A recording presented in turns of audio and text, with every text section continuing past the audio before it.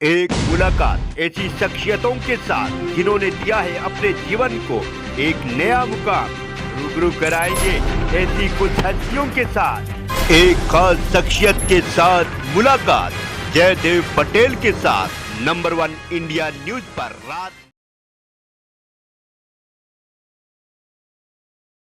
नमस्कार व्यूअर्स, मैं हूं जयदेव पटेल और आप देख रहे हैं नंबर 1 इंडिया न्यूज। आपका एक बार फिर स्वागत है एक खास शख्स के साथ मुलाकात प्रोग्राम में। आज हमारे साथ खास मेहमान है भारतीय वायुसेना के पूर्व विंग कमांडर अनुमाचार्य। अनुमाचार्य जी, आपका बहुत बहुत स्वागत है आज हमारे प्रोग्राम में। शुक्रिया जय, आप कैसे हैं? बस बढ़िया मैम। अनुमाचार्य जी, आपसे मेरा पहला सवाल है कि आज महिला दिवस है और आप स्वयं भारतीय वायुसेना में विंग कमांडर रह चुके हैं। आपको ये प्रेरणा कहाँ से मिली? मेरे से पहले प्रेरणा तो शायद पुलिस सर्विसेज की जो महिलाएं थी वो लोग थी। आशा गोपाल थी और कविता चौधरी जिन्होंने एक सीरियल बनाया था अपनी बहन के ऊपर उड़ान, तो वो सब यूनिफॉर्म वाले लोग मेरी प्रेरणा थे और शायद उनकी निडरता ही मुझे जो थी वो बहुत इम्प्रेस करती थी। जी, अनुमाचार्य जी, सर्विस के दौरान ऐसा कोई समय जहाँ पर आपकी मुश्किलें रही हो और आपको बहुत ज्यादा रोमांचक भी लगा हो, और एक ऐसे कोई दो समय जहाँ पे बहुत ज्यादा क्रिटिकल सिचुएशन हुई हो सामने आपकी? देखिए, सर्विसेज में जब हम पहली बार गए थे तो हम प्रयोग के तौर पर लाए गए थे और 5 साल का प्रयोग था जिसको अगर सफल नहीं होता तो और दूसरी महिला अधिकारी आगे नहीं आ पाती। तो उस समय शुरुआती दौर में पहला तो चैलेंज ये था कि लोग बाग हमको एज एन ऑफिसर हम क्या करेंगे, हमें 24 घंटे लोग इस निगाह से देखते थे कि ये क्या कर सकते। तो इसलिए कई बार क्या पूरी सर्विस के दौरान मुझे लगता है कि हमने पुरुषों के दुगने शक्ति से काम किया, जिससे कोई कभी ये ना कह सके कि ये महिला है इसलिए ये काम नहीं हो पा रहा है।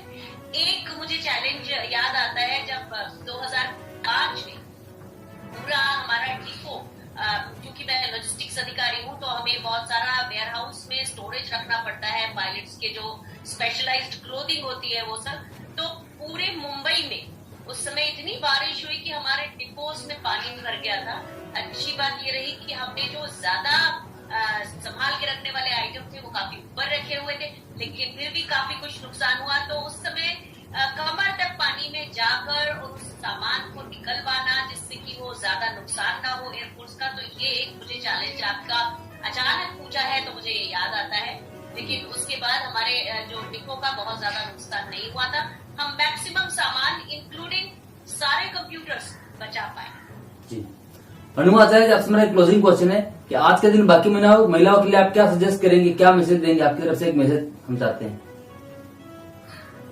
देखिए, पुराना शेर है, बहुत अच्छा शेर है कि शहर का तब्दील होना, शाद रहना और उदास, रौनकें जितनी है यहाँ औरतों के दम से है। तो औरतों को अपनी आवाज उठानी है, किसी भी मुद्दे पर उन्हें शांत होकर नहीं बैठना है, उन्हें संघर्ष करना है। हिम्मत है तो बुलंद कर आवाज का अलम, हिम्मत है तो बुलंद कर आवाज का अलम, चुप बैठने से हल नहीं होने का मसला। तो ये मेरा संदेश है, चुप नहीं बैठना है, बहुत लोगों को मुस्कुराहटें बांटना है और साहस बांटना है। जी, अनुमाचार्य जी, आप नंबर 1 इंडिया के लिए समय निकाला, उसके लिए आपका बहुत बहुत धन्यवाद। आपका भी धन्यवाद। Thank you.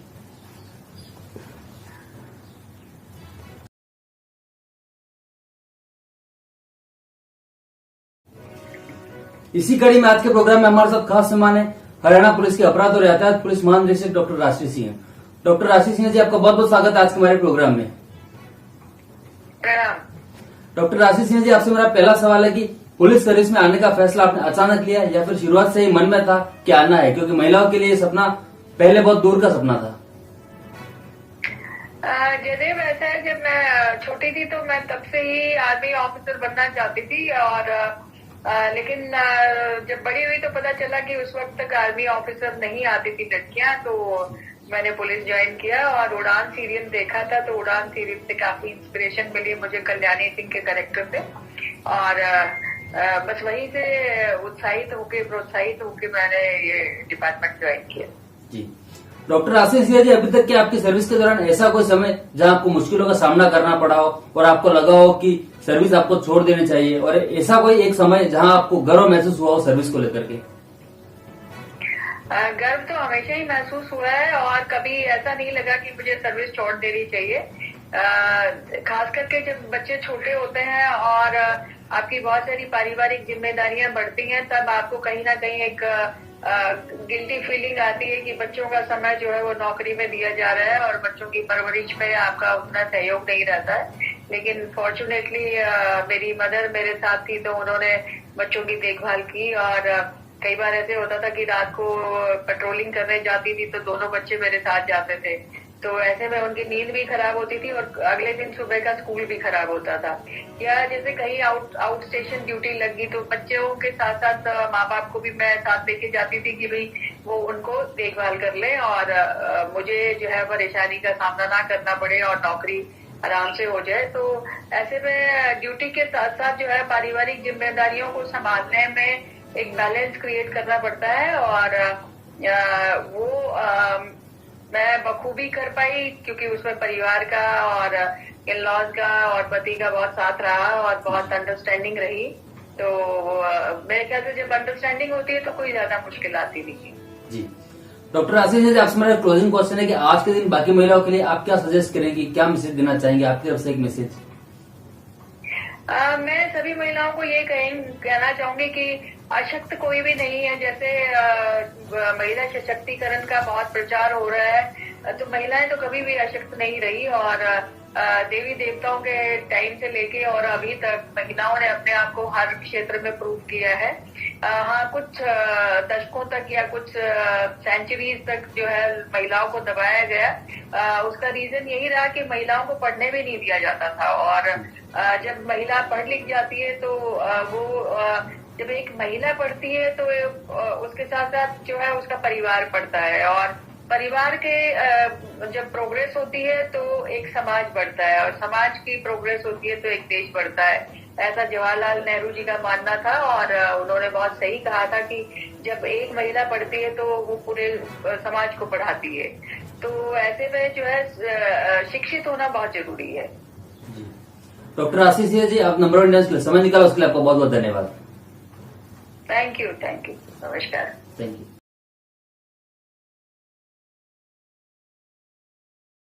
और ICMR national institute of virology NIV की इंचार्ज वैज्ञानिक doctor Pragya D Yadav. Doctor Pragya D Yadav, आपका बहुत बहुत स्वागत है आज के हमारे प्रोग्राम में। धन्यवाद पटेल जी। डॉक्टर प्रज्ञा डी यादव, आपसे मेरा पहला सवाल है कि आपने वैज्ञानिक बनने का फैसला क्यों और कैसे लिया और अब तक की आपकी जर्नी कैसी रही? बचपन से ही मुझे बहुत ही ज्यादा साइंस में अभिरुचि थी और पहले तो जब छोटे थे तो चूंकि आप जानते हैं सभी हमारे देश में सभी लोग इंजीनियर और डॉक्टर बनना चाहते हैं, तो मेरे भी मन में एक ऐसा ख्याल था कि मैं डॉक्टर बनूंगी। लेकिन जैसे जैसे मैंने मेरी 12th क्लियर किया, फिर मुझे समझ में आया कि मैं कलाम जी से बहुत ज्यादा प्रेरित थी और मुझे ऐसा लगा कि हमें एक साइंटिस्ट बनना चाहिए। और उसके बाद मैंने ग्रेजुएशन और पोस्ट ग्रेजुएशन किया बायोकेमिस्ट्री में और उसके बाद बायोटेक्नोलॉजी में पुणे यूनिवर्सिटी से पीएचडी किया। और पीएचडी के दौरान ही मेरी जो बहुत ज्यादा अभिरुचि वो वायरोलॉजी के प्रति डेवलप हुई और उसकी वजह से ही आज जो भी हम कर रहे हैं उस रुचि की वजह से, और फिर हमने आगे का जो सारा ध्यान है वो वायरोलॉजी रिसर्च के लिए ध्यान दिया। जी डॉक्टर प्रज्ञा डी यादव, ऐसा एक पल जब आपको अपने वैज्ञानिक बनने के डिसीजन पर पछतावा हुआ हो कि आपको वैज्ञानिक नहीं बनना चाहिए था, और एक ऐसा पल जहां आपको प्राउड फील हुआ हो आपके वैज्ञानिक बनने पर?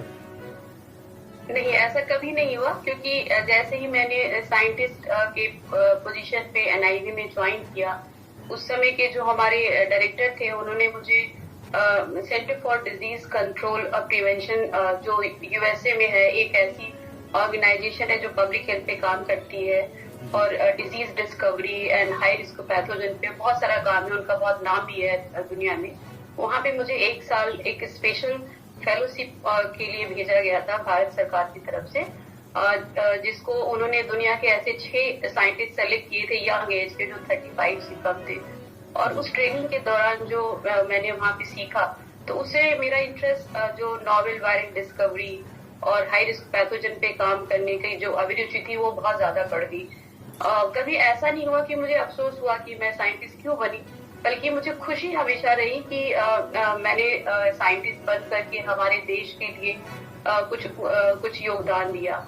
इनफैक्ट मुझे एक बार ऐसा भी मौका मिला कि मुझे जो नरेंद्र देव यूनिवर्सिटी करके एक एग्रीकल्चर यूनिवर्सिटी, वहां पे एक असिस्टेंट प्रोफेसर की जॉब भी मिली, और वो मेरे हाथ में वो लेटर था, और मेरे फादर ने पूछा तुम्हें क्या करना है। तो चूंकि वो जगह हमारे घर के बहुत पास थी जहाँ पे मेरी पूरी फैमिली रहती है, तो वो एक अट्रैक्शन था। बट फिर मैंने बोला नहीं, मुझे भी वायरोलॉजी में ही रिसर्च करनी है, इसी में मेरा इंटरेस्ट है। तो फिर मैंने फिर इसको कंटिन्यू किया और उसको रिजेक्शन उसको दे दिया था। इसके पहले भी बहुत जब हम पहले कैशनू फॉरेस्ट डिजीज के ऊपर काम कर रहे थे, या फिर हम जो क्रीमियन कॉन्गो हेमरेजिक फीवर 2011 में सबसे पहले एनआईवी ने उसको ढूंढा और बताया जब डेथ हो गई थी गुजरात में। फिर जब नीफा का आउटब्रेक हुआ और हम लोगों ने कंट्रीब्यूट किया, तब हमें लगा कि मैंने बहुत अच्छा प्रोफेशन चूज किया है और हमारे देश में इसकी बहुत ज्यादा जरूरत भी थी। आज हमारे देश में बहुत अच्छा मेडिकल सेटअप है और हमारे पास बहुत सारे डॉक्टर्स हैं, लेकिन साइंस इन इमर्जिंग डिजीजेस के ऊपर जो रिसर्च करने वाले लोग हैं वो बहुत ही कम है।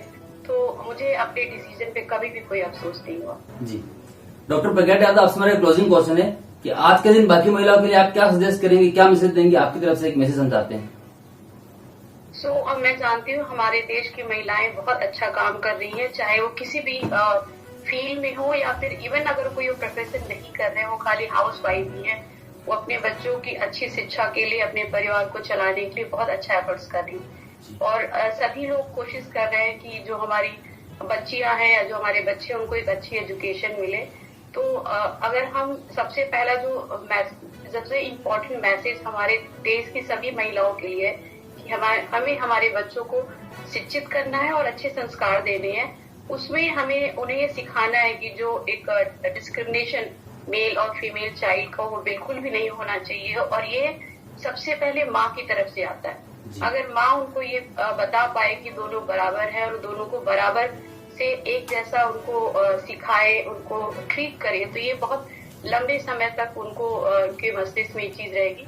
दूसरी चीज ये है कि हमें ये कोशिश करना है कि जो लोग गांव में या जो गरीब क्षेत्र है वहाँ पे जो लड़कियां पढ़ती हैं वो स्टडी को बीच में ना छोड़े। जो सबसे बड़ी प्रॉब्लम ऐसा होता है कि जैसे वो 10th या 12th में जाते हैं, बहुत सारी छोटी जगहों पे कॉलेजेस नहीं है, तो अगर हो सके तो हम उनको आगे पढ़ने के लिए सहयोग करें।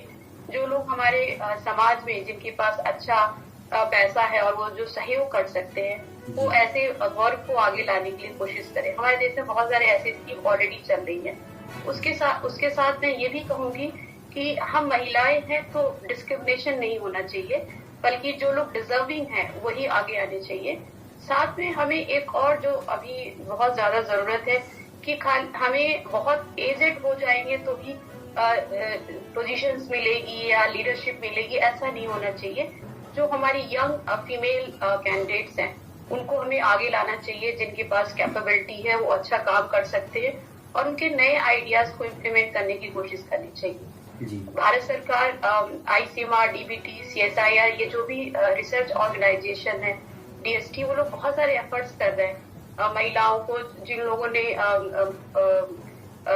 बच्चे होने के बाद अपना कैरियर छोड़ दिया है, उनको वापस लाने के लिए बहुत सारी स्कीम की जा रही है और उनको मोटिवेट और ट्रेनिंग करने की बहुत कोशिश कर रहे हैं। जो महिलाएं गांव में रहती हैं उनको भी हमारी मेन स्ट्रीम में लाने के लिए बहुत सारे ट्रेनिंग के प्रोग्राम हो रहे हैं।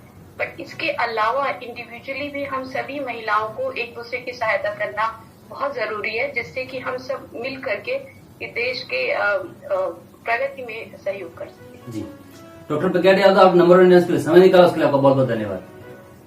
धन्यवाद पटेल जी।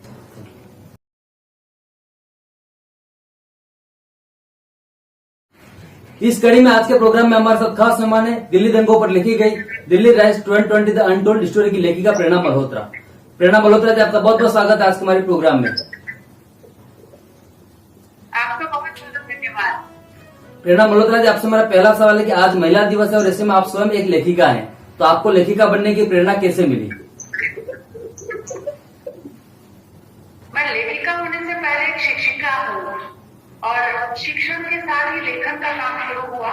मैंने कोर्स की कुछ किताबें लिखी हैं और साहित्य से संबंधित किताबें लिखी हैं, लेकिन जहाँ तक दिल्ली दंगों की किताब है तो उससे संबंधित हमने फैक्ट फाइंडिंग हमारी टीम गई थी, उसकी हमने रिपोर्ट बनाई और उस रिपोर्ट को बाद में किताब में बदलने का इरादा आया ताकि एक ऐसा डॉक्यूमेंट बन सके जिसको लोग पढ़ सके, खरीद सके और लोगों तक पहुंच पाए, ज्यादा से ज्यादा लोगों तक सच्चाई पहुंच पाए।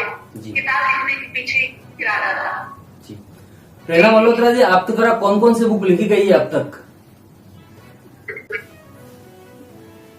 जी, मैंने सबसे पहले अपने कोर्स से संबंधित किताब लिखी थी, टेक्निकल राइटिंग पर, उसके बाद कम्युनिकेशन पर और एकेडमिक राइटिंग, और इस तरह से रिटर्न पर किताब लिखी। जैसे मैंने कहा कि मैं अंग्रेजी भाषा और साहित्य पर किताबें लिख रही थी, लेकिन जैसे मेरी सामाजिक कार्यों में मेरी भागीदारी बढ़ी तो उसके बाद जैसे जैसे तथ्य सामने आने लगे तो लगा कि इन विषयों पर भी किताब लिखनी चाहिए।